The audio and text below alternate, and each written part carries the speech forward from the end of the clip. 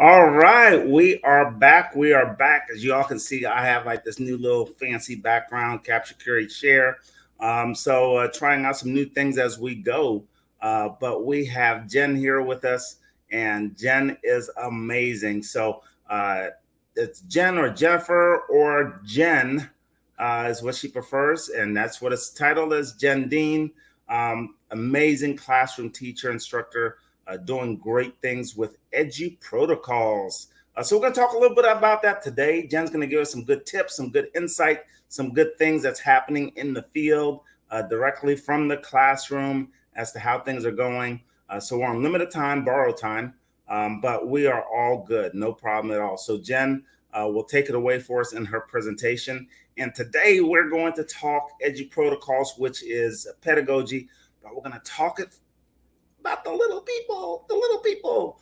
Oftentimes we have these great pedagogical conversations with high school folks, which we just had, and then middle school, but and seldom we talk about the little people. So we're going to really have some conversation about this to help out some of those littles in the classrooms. So Jen, take it away.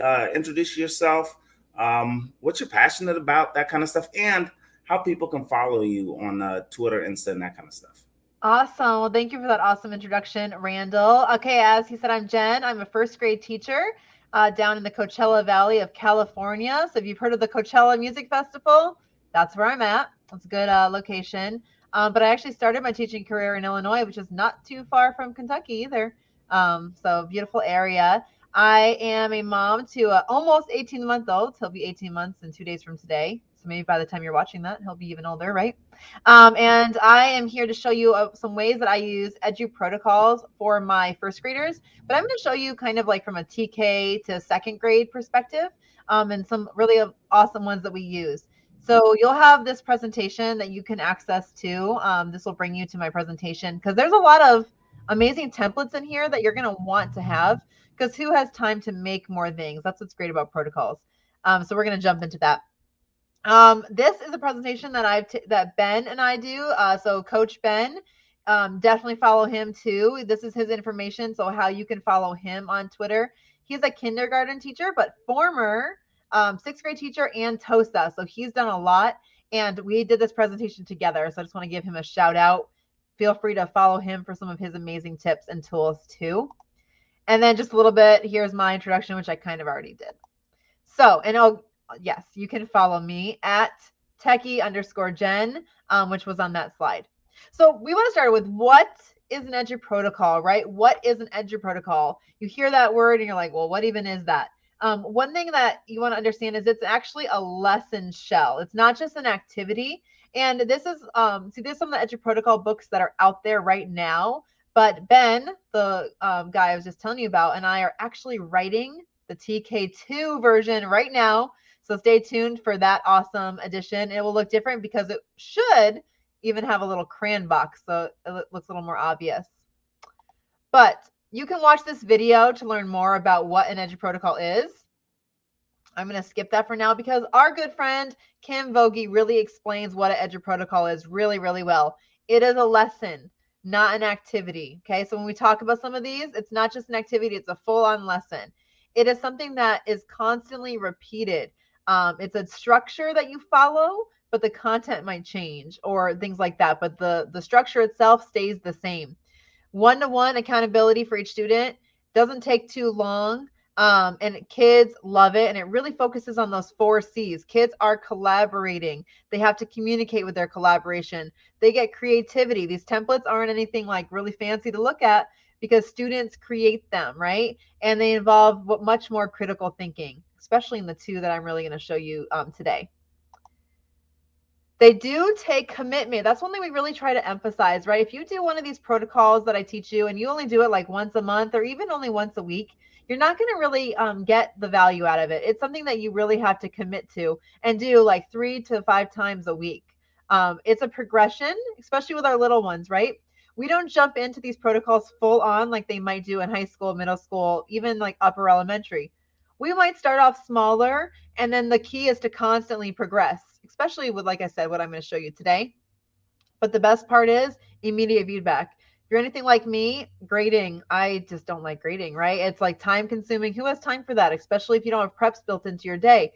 But, and also, if it takes you a while to grade something, is it even relevant to the students anymore? So, what's great about these protocols is we can give immediate feedback. We're grading while we're walking around the room because the students are doing the work, and it's repetition. Another thing we really stress about is tech balance, right? We want to use technology, but there's nothing wrong with paper. It's about a balance and teaching students both ways and giving them some choice. And that's what all these protocols do. The first one we're going to jump into today is little parts. And we're going to talk about this a little bit, but little parts is basically our version of the 8 parts, which is the typical protocol. So if you're in this series, you probably already learned a little bit about 8 parts. However, if you teach TK to 2, you know starting out with 8 parts of speech would be a nightmare, right? So what we do is, you can see this is our recipe card. We start with some parts of speech. It really depends on your grade level, okay? Then they write either one sentence or paragraph, again, depending on your grade level. And you do it all based on an interesting picture or GIF or video. And you do it about 2 to 3 times a week for 20 to 25 reps. That means 20 to 25 times you do this protocol, right? That's when students are really going to master it. It takes about that long, okay? So we're going to kind of jump into, what does that even mean? What is little parts? Okay, so here you can see a little GIF, and you would kind of look at this and be like, what's happening here, right? And the students automatically are getting, they think it's hilarious. They start laughing, right? This is definitely an engaging video for them. They can relate to kittens. They think they're cute, or they have a story about them, right? Most students know what a kitten is, or a cat at least. They have that familiar language. So that's a big one to pick out. And we start with this template. And I'm going to try to click on a template just so you can kind of see. This is kind of the progression, right? So this starts in the very, very beginning in kinder, just talking about nouns and verbs. But for this one, we're going to go to a 4-part sentence. And here we can see article, noun, verb, and then we have our punctuation. And we do call it punctuation because if you say period, then every sentence is going to be a period. However, if we say punctuation, you're already giving students some choice. So what students kind of do is you show them this interesting image, video, GIF, whatever you want to use. But for this example, we're going to look at this one. And we kind of ask them, hey, let's look at this. Okay, let's look. What are some nouns that we see? Oh, sorry. My lighting likes to go off here. You might ask them, what are some nouns that you like to see? And you might have to review, hey, what is a noun? Who can remember? Oh, you're right, a noun. A noun is a person. Do we see any people? A noun is a place. Do we see any places? And a noun is a thing. What are some things we see? What are some nouns? And you really get students brainstorming. And one of the reasons we love this protocol is because there's really not a lot of wrong answers. There's lots of right answers. And we want our students to feel successful and have confidence. And we want to break barriers, right? We don't want anything to be stopping students from being successful. So depending on different student cultural backgrounds, right, they have lots of different answers that they can give and still be seen and heard in the classroom. So when they're looking here, they have a lot of choices that they can say, right? We come up with them when we start talking about nouns, and they might say kitten, and I might say, you're right, it's a kitten. A kitten, what is a kitten? A kitten is a baby cat. Okay, let's go ahead and write cat. Let's do cat. Or I might say, oh, kitten, how many syllables are in that? And we break up the first syllable. You're right, kitten, 2 syllables. Let's listen to the first one. And then we sound it out, right? It. Now, if you're anything like my classroom, the students are going to say, oh, I heard the k. Is that a C or a K? Oh, guess what we get to do? Quick teaching. Oh, well, you know what? That's a good question. Let's see. What sound comes next?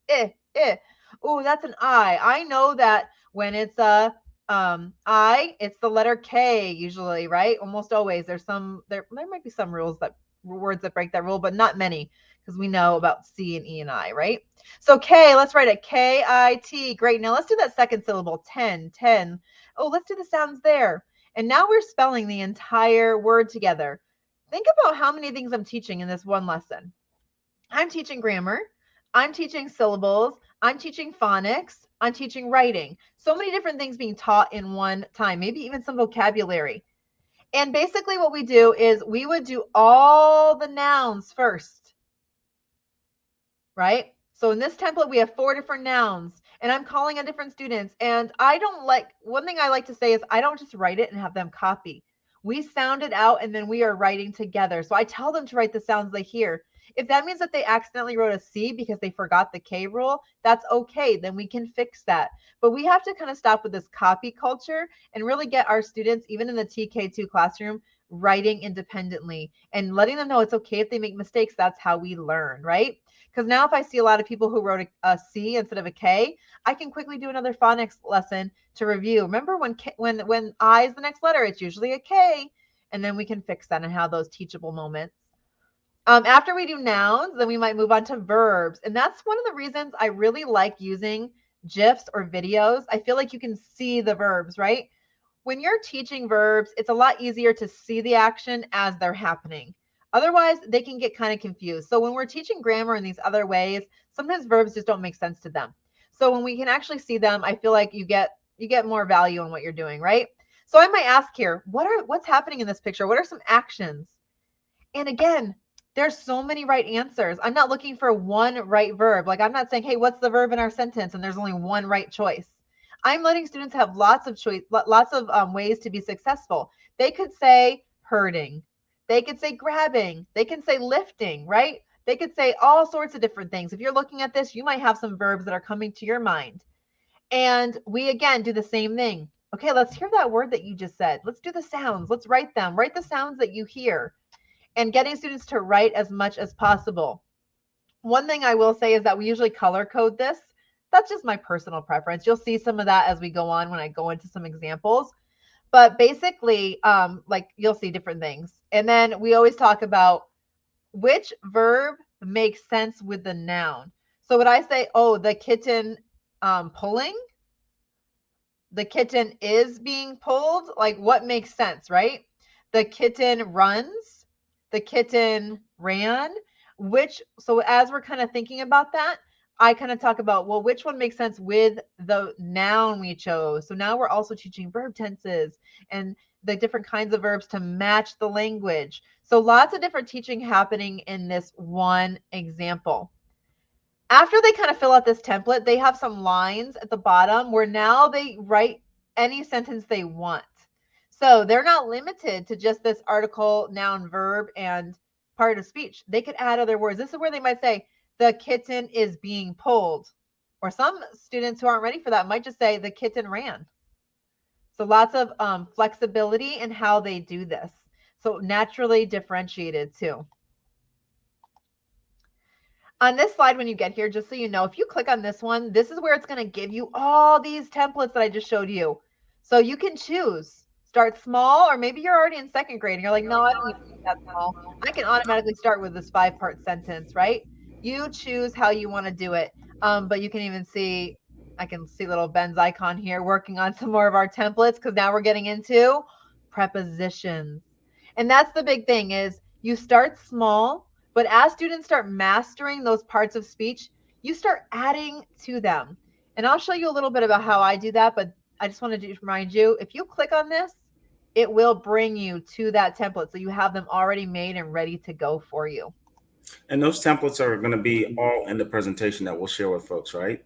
Yes, they are all right there, ready to go Awesome. for you. Mm-hmm.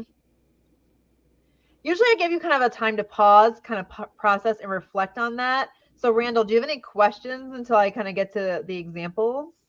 Yeah. So when you have your students engage in this process, what are some of the hiccups that you're seeing, or that you saw when you first started? Because you're making it sound like it's just smooth, everything's great, because you've kind of done it a couple times in your class, right? You're the expert at it. So for us novice users who haven't done it, what can we expect as feedback from the kids?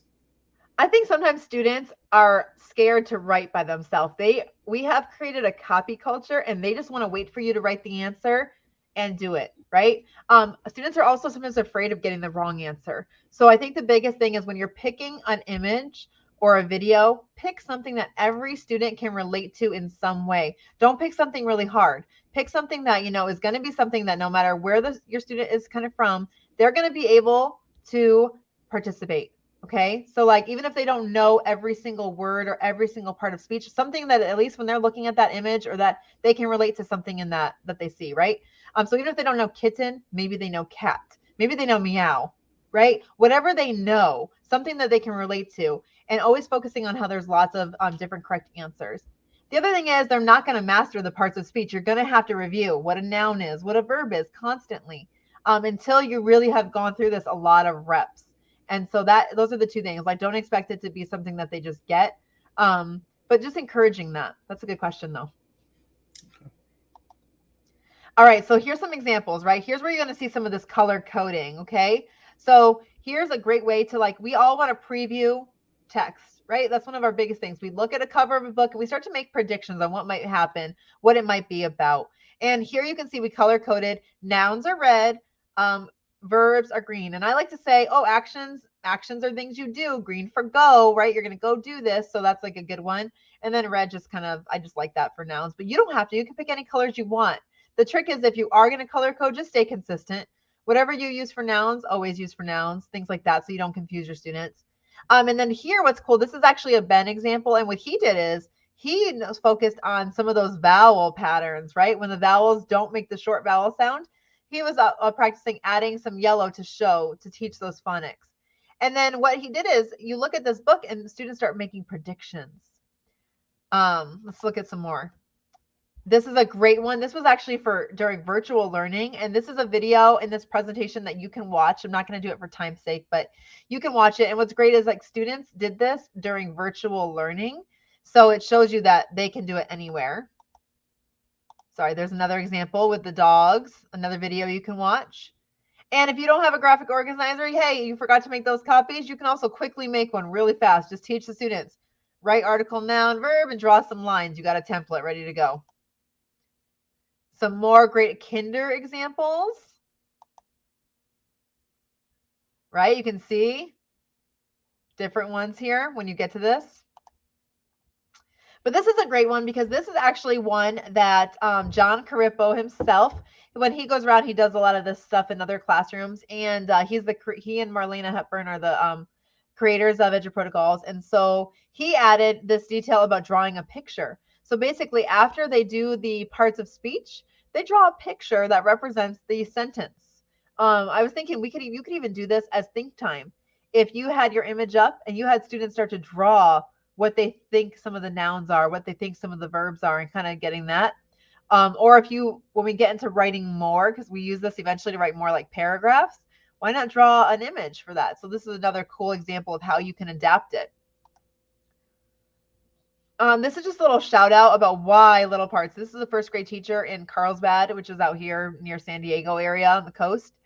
And basically, she said that her students have a better grasp of adjectives, nouns, and verbs in January than they ever did by the end of the year with little parts. And I think you can see that.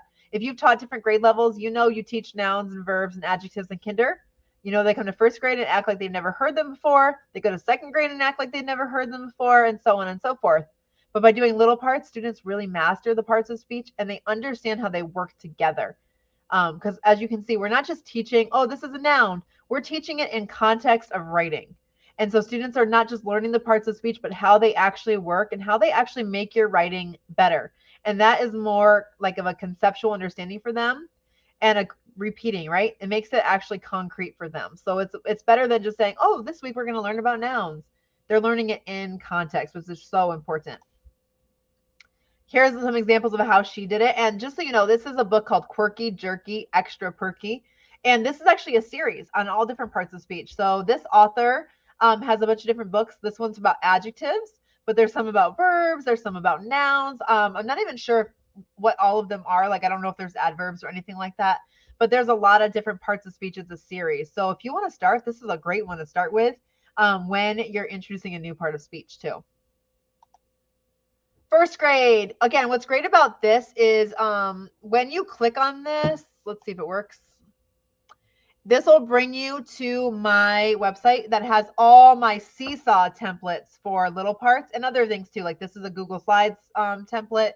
So you can see it's broken up by 3 parts, 4 parts, and so on and so forth. And so These are all included. If you're a Seesaw user, this is a great way to get you started too. Again, we talk about tech balance, right? We do it on paper sometimes, we do it on the computer sometimes. So these are some great versions to do it. However, if you looked at the top, this is the Google Slides one too. So even if you're not using Seesaw, maybe you're using Google Classroom, you can do this on here too. There's some different templates ready to go for you.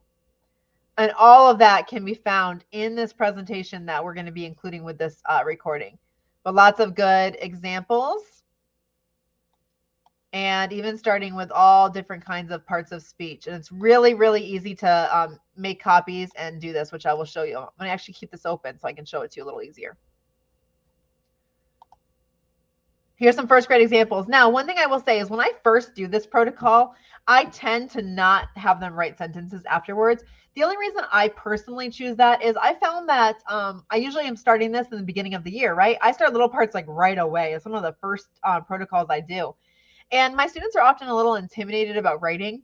They still, like I said, we've created this copy culture, so they get a little nervous about that. So I don't want them to be intimidated by a protocol. I want them to feel successful, and I want them to feel like they have access and that this is something that they can do, right? So I will do it without writing at first because it also is time consuming. The first time you do this, you are teaching the parts of speech. You are teaching syllables. You are teaching how to spell. You're teaching so many things. So I don't want to take that time to also do the writing. So usually I get them, like I do this for about a week or two just to build their confidence. And then I add in the writing. And you can see here, they go from writing a sentence to starting and writing a full on paragraph. The other cool thing about this is, right, we talk about the civil rights movement. That's one of the things we really learned about a lot. And so why not do it with little parts? If I'm going to do an informational writing about the civil rights movement, let's do it with little parts. Little parts is like their word bank, right? So they watched a little video that I would have watched in class anyway. And as they're watching, they're looking for nouns, adjectives, and verbs. Here you can see that I changed it to common and proper nouns. That's one of those ways that I'm talking about. When students master it, you adapt it, right? So they master nouns. Great. Now in my curriculum, my standards, it's time for me to start teaching common and proper. Then it's time for me to start teaching singular and plural. So instead of just having nouns, I have singular and plural nouns or common and proper nouns. And then once they master those, I go back to nouns. And then I'm constantly reviewing. Okay, remember we're doing nouns, but let's see, can you include a common noun? Can you include a proper noun? What about a singular noun? What about a plural noun? So that I'm also repeating those parts of speech that we move on from. Because as we know, if we don't use it, we do lose it. So constantly spiraling through those parts of speech. And then they wrote a paragraph. So like they created these and then as their word bank, and they used it to help them write a paragraph. One of my biggest tips is use stuff from your curriculum. Use images from the books you're using. Use videos that you're going to be showing. Science videos, right? Social studies videos, phonics videos. Use them and have them do parts of speech with those. You can also add, like I said, add the parts of, sorry, my light will keep doing that. Add the parts of speech as you're learning them and edit them. It's a great way to introduce books and introduce topics. And don't forget color code. Color code is so helpful. Just be consistent with that and do it regularly. Again, if I did little parts once a week, I'm not gonna see progress. It's something you have to do at least 2 to 5 times. If you can do 3 to 5, that's even better. But at least 2 to 3 for sure, if you can. Yeah. Okay, because that's where you're gonna really, really see that growth. And Jen, I like the fact because the kids are getting the speech anyway in videos that either you're playing in class or videos that they're listening to at home on their mom's phone or device, right? Mm-hmm. And so now you're actually connecting what I hear to the grammar components for it, which leads to the writing and to the reading. And yeah, and totally. And it's so important to teach grammar in context, because if we're just like, oh, here's a noun, here's a verb, the students don't have any relation to that. But if you show them how it actually works with their writing, and better yet, if you can bring relevant content to them with it, then they really understand it, right? And then when you're on this presentation, anytime you see this kind of hand right here, that's going to really point again to those things you can click on for these resources that you might be hearing rather than seeing right now, too. And then this is kind of how you can see it's like a little progression. I start with 3 parts, I move on to 4 parts, and then I as you can see again, I had nouns, and then my 4 parts went common, proper. Then I do singular, plural. Then I might add in adverbs, right? There's different parts, but you can see a clear progression in these two. This is just more templates from the amazing Corey Orlando. She has a whole bunch of great templates on here. These are all, when you get this presentation, these are all links you can click on. They are using Seesaw, so yes, it has to be if you're on Seesaw, but you have my Google Slides one if you're not. Amanda Sandoval, also amazing resources here. Again, Marlena, she's the original creator, and I wanted to give you her templates so you can pick. As you can see, these templates, they're all different, but they're all a protocol because it's about the content. It's about the lesson itself, right? This is a shell. You can use the one you want, but you're getting the same kind of result, right? And I'm just going to kind of skip through these. These are just some resources for you. But the one thing I want to really show you that this is a game changer for me. Let's go to this template, right? Let's say you really like this Google Slides template and you want to make it your own. I'm going to pick a little, like more of a little parts one. Like this is a great one, right? Let's say I want to do this, but I want to change it to a new GIF that is like something I'm learning about. So I'm going to duplicate the slide. I'm going to delete the image because I don't need that same image. And what I'm going to do is open up a new tab. And I'm going to just think like right now, I'm going to, we're learning about like different living things. So maybe I want to do life cycle of a plant. I Google search images. I go to tools. Again, I would never do this. Don't ever do this right in front of your class because you just never know what's going to pop up ahead of time, right? I go to type and I click GIF, and now it's going to show me some different GIFs. I don't know if any of these are going to be great for life cycle, but let's see. Oh, that looks pretty good, right? So I'm going to click on this. I'm going to go to my slide, and I'm going to come right here, and it should work. Look at that. It dragged and dropped, and my template is made. And now I have a really interesting GIF for them to look at, see what they notice. What are some verbs? What are some singular nouns? What are some plural nouns, right? What do they see? And then we can now, this kind of creates our word bank, and then we can write an informational paragraph. So I'm not doing more things. I'm just making what I'm doing better, right? But that's a really cool way to insert a GIF. Again, watch, I can just duplicate that again, delete it, type in whatever you're looking for, right? Whatever you want. The biggest thing is go to tools, change it to type GIF. Make sure you click on it first. Make sure it's a real GIF, right? And then just drag and drop it right onto your slide. Easy. It's all made and ready to go. That was a game changer for me for time saving. Oh, for sure. For sure. And then that's a great way to bring everything to life, right? I love it. Well, especially when we want to talk about verbs. I mean, I feel like the students need to see it, especially if you think about, you know, it doesn't make sense otherwise for our younger learners sometimes. So like a verb is an action, something you do, but then they're looking at a still image. There's nothing wrong with that. You can still do that, but especially the first several times you do this, as students master the parts of speech, then you can start using whatever you want. But I do like to add those GIFs or videos just to get them make more sense for them. I'm going to pause. One thing I saw there, Jen, you mentioned it a couple times, was Seesaw. So if you could just explain in a quick nutshell to folks how you use Seesaw, what it is, and then that'll get them to the path to where they need to go. Seesaw is not an LMS, but it does have a lot of elements of an LMS, but it is amazing. It is a way, it's a student journal, right? It's a digital portfolio. It's where students can showcase their work. And there are so many things already built in that all you do is click assign to your students. There's all these activities or lessons already made, ready to go. But students have so many choice. Those students can take pictures of things that they're doing and add their voice to it, whether it's just taking a picture of their writing and recording to read their writing, whether it's taking a picture of their little parts paper and recording. There's video option in there. So like you can do a lot of stuff you can do on Flip, right? In Seesaw. You can You can do drawing, and there's like all these different tools. You can draw and record at the same time.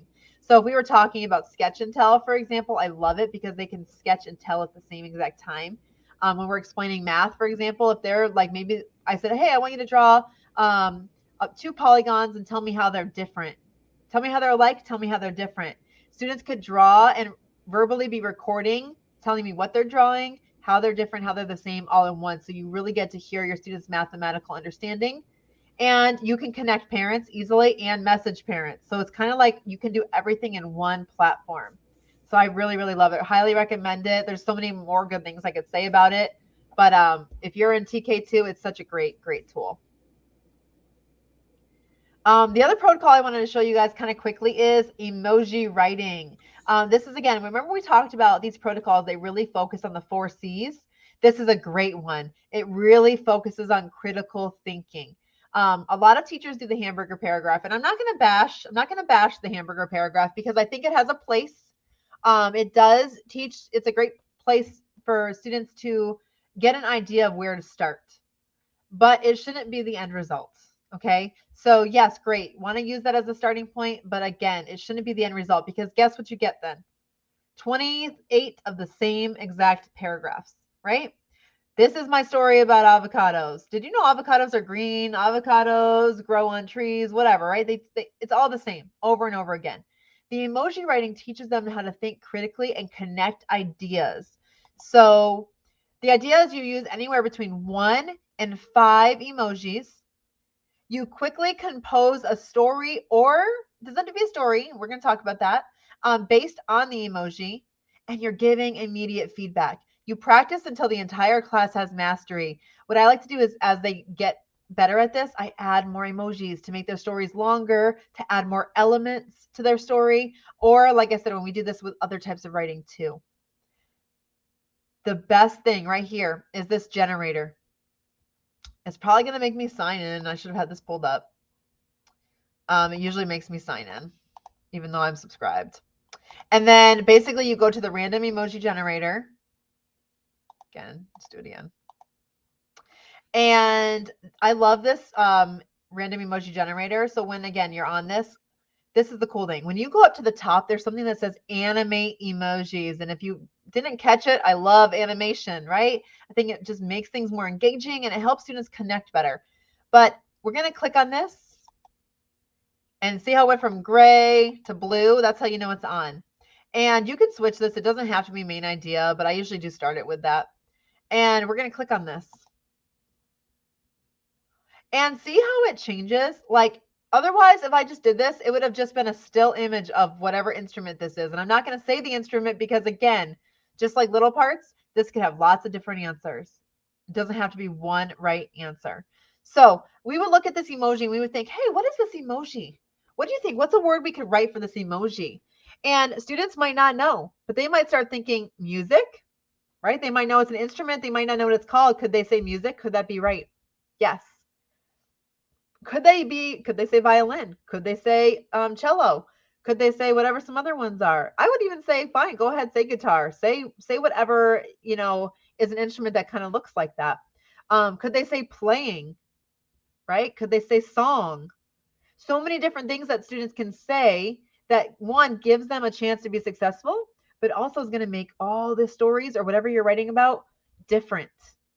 So I would look at this and we would come up with, the first time I do this, we do it very much together. It's like a modeled writing. And I say, okay, what is this? And we kind of agree on one word or maybe two. Maybe they say song or music, or but they also say like the name of the instrument. We are like, okay, cool. Let's use those 3 words. Let's use song, music, and violin, right?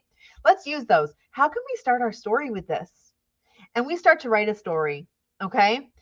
I might say, there was a boy who wanted to learn how to play the violin. He was practicing listening to other songs and decided to play some music himself or whatever, right?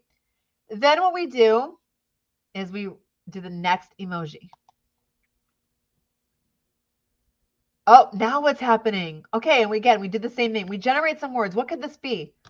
Camera, selfie, photographer, flash, right? All these different things that we see. Picture, whatever your students come up with, whatever kinds of words. And then the trick is to connect them.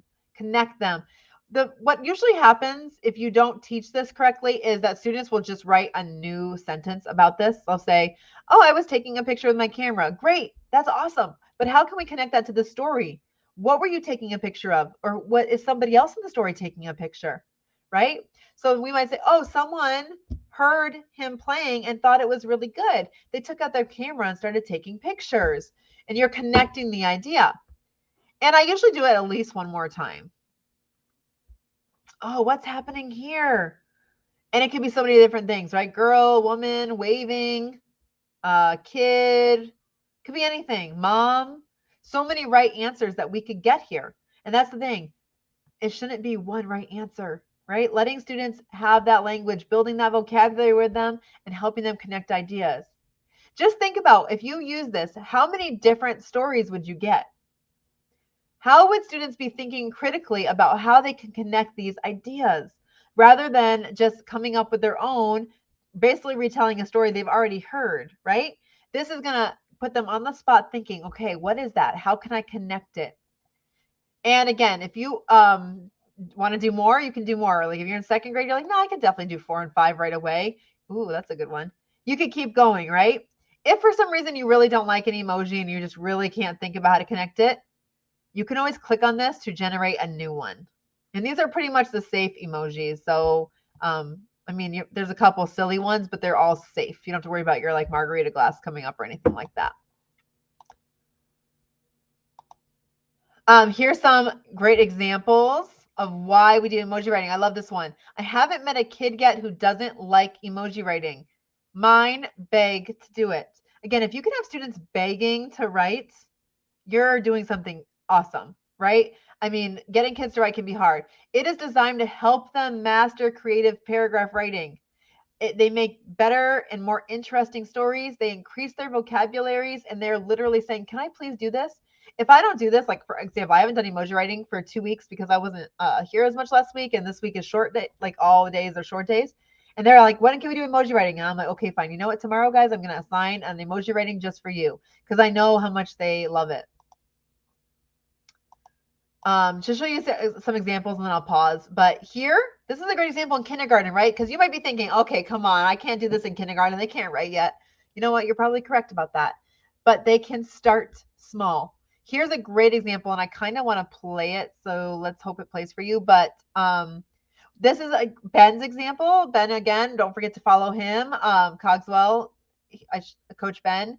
This is his example of what he does. He shows a random emoji. So this emoji is covered. Kids have to erase it to reveal the emoji. And then they write a word that goes with it and they start to tell a story. So let's see if it will.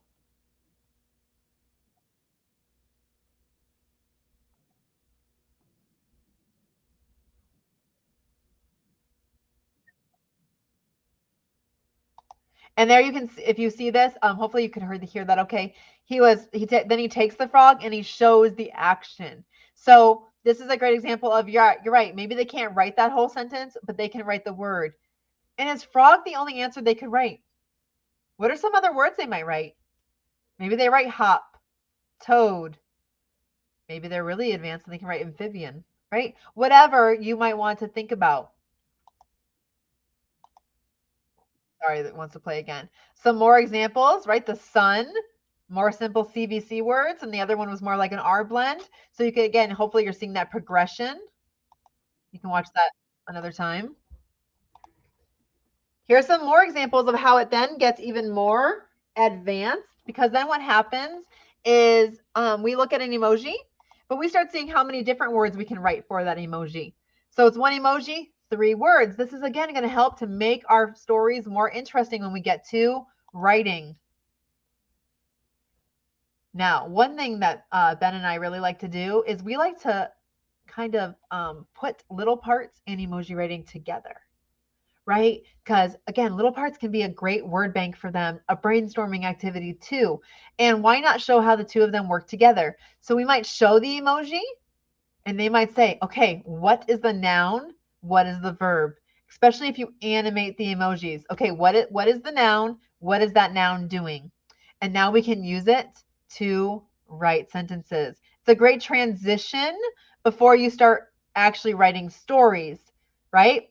Start with writing simple words, then start using it to write a simple sentence, then start using it to write multiple sentences. So again, that progression. Like we said, we like to do tech balance. Tech balance. This is a video, again, you can watch in your own time, where basically each page, or again, you can see the progression. They have an emoji. Instead of writing one word, they type a sentence. And then on the next page, they have a new emoji. And instead of just writing a new word or a new sentence, they have to connect the ideas.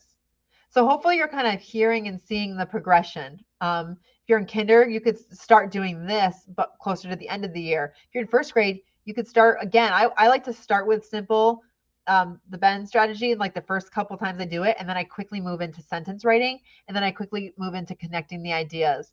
So you can move a lot faster in that way. Here's some more examples of just ways that they're doing it on Seesaw, or you can do this in Google too. But what's cool is here you can see some different kinds of stories and some different levels of writing.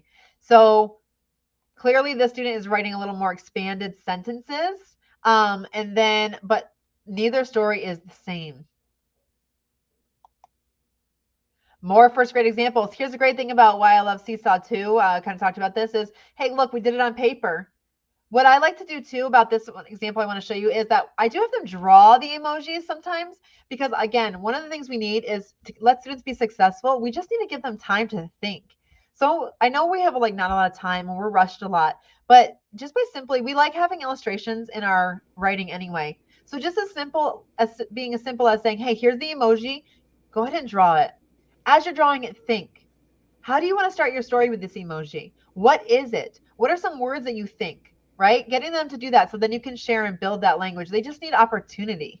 And then they can start writing it. Then again, I reveal the next emoji and I start to say, okay, draw it, and start thinking, how are you going to connect those two ideas? So now again, they're basically illustrating their story as they go and thinking through the whole process. And then, of course, because I love language, I say, okay, when you're done, take a picture and record. That's what great thing about Seesaw is they can take a picture and record it right away and read their writing. So they're getting even more reps, right? Okay, it does not have to be stories. You can do informational writing.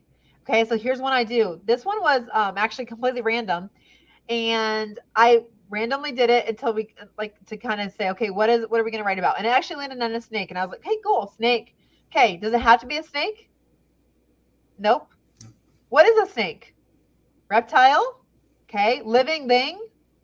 Great, animal? Whatever they think, right? And okay, great, that's what we're going to do. We're going to pick one. Go ahead, pick any animal you want.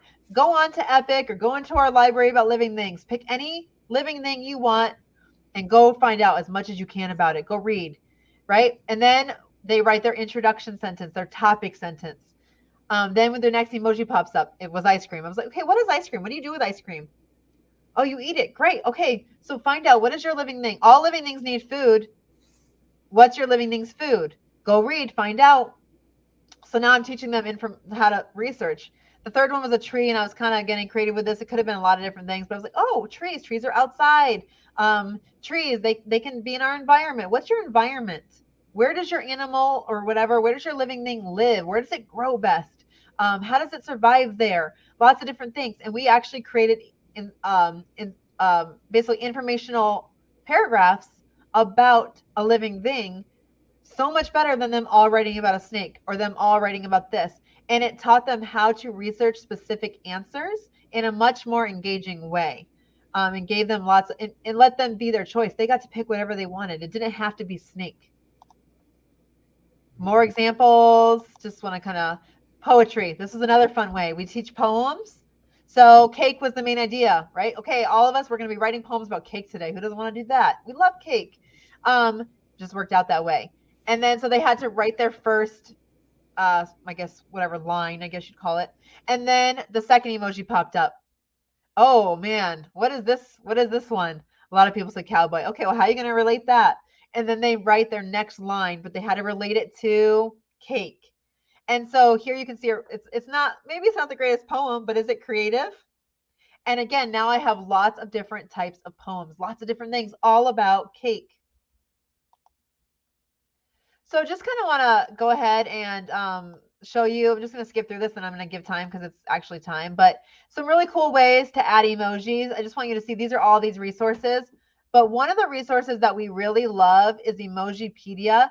Maybe you don't want to do a random emoji as much as you want to have it a little more guided. You can search for anything you want in this Emojipedia. So let's say I wanted that snake, for example. I could click on it and it's going to show me, don't mind the ads that pop up, but it's going to show me all these different types of snake that I can choose from. And I can just copy it. Or again, I can do the drag and drop right onto my slide or wherever I want it to be. So you can get the emojis that way too. But I do like using the random emoji generator the most, just because I actually like to be authentic about it. And it gets the students like to do a drum roll and see what pops up next. You just have to kind of like be like ready to help them find different answers if you're doing certain for certain purposes. And just some more examples. So these are all a bunch of Seesaw templates that you can use. And all of these videos show you how to do different things. So it will show you how to edit them. You want to do it in Jamboard? Hey, do it in Jamboard. This video will show you how to kind of like make it and edit it in Jamboard. Google Slides, right? Maybe you're Google, you want to do it there. This will show you how to edit it and do it in Google.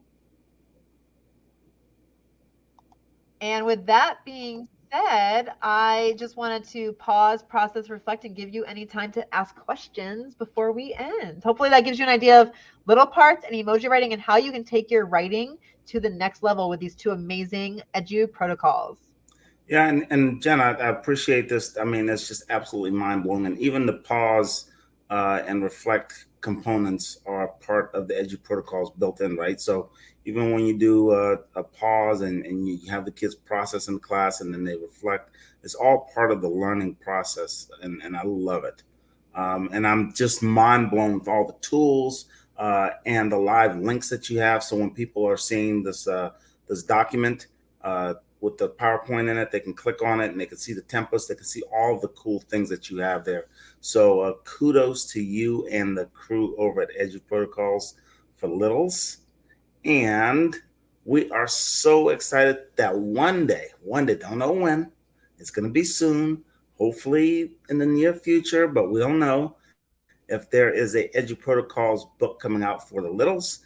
I'm sure I would be the first to buy it because you guys have so many amazing tools that can be used at multiple levels. And thanks you for mentioning that, because if you do want to be one of the first to hear about when the book is released, because it is being released, it's in the process.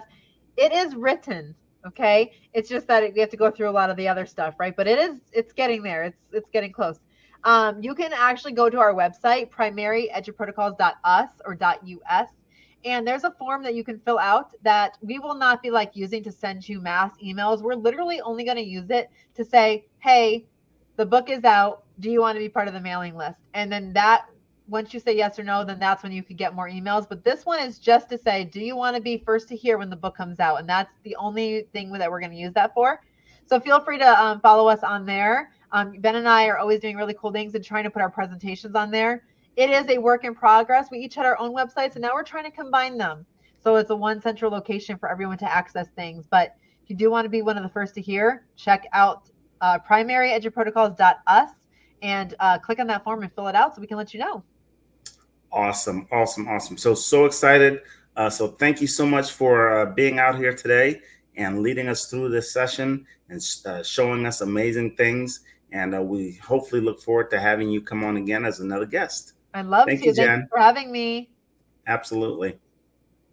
All right, everybody. Thank you so much for being out there. We appreciate you. And we will continue on with the various shows that we have for you. And I hope to see everybody again soon. Bye.